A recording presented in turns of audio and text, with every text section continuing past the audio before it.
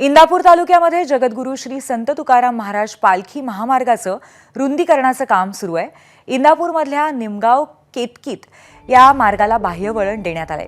मात्र याच बाह्य वळणारा अडसर ठरणारी 3 मजली 3600 स्क्वेअर फुटाची इमारत जशीच्या तशी मूळ जागेवरून उचलून 75 फूट बाजूला सारण्याचा प्रयोग सुरेश म्हेत्रे आणि संजय म्हेत्रे करतायत आणि हा चर्चेचा विषय ठरतोय। वडिलांची आठवण असलेलं घर जमीनदोस्त न करता बाजूला सारलं जातंय असं म्हेत्रे यांनी सांगितलंय। दरम्यान याआधी बारामती तालुक्यातील काटेवाडीतही असा प्रयोग करण्यात आला होता।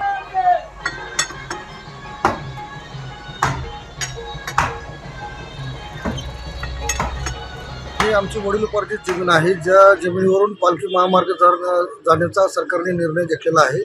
त्याच्या संदर्भात असा विषय निघाला की ती पालखी महामार्ग हा गावाच्या बाहेरून जाणार आहे, पण आम्ही बिल्डिंग ही 50 फूट ऑलरेडी मागे बांधली होती, पण अनफॉर्च्युनेटली ते त्याच्यातूनच मार्ग जाण्यामुळे ती बिल्डिंग ॲक्वायर करण्याचं गव्हर्नमेंटच्या नोटीस आले होते आम्हाला।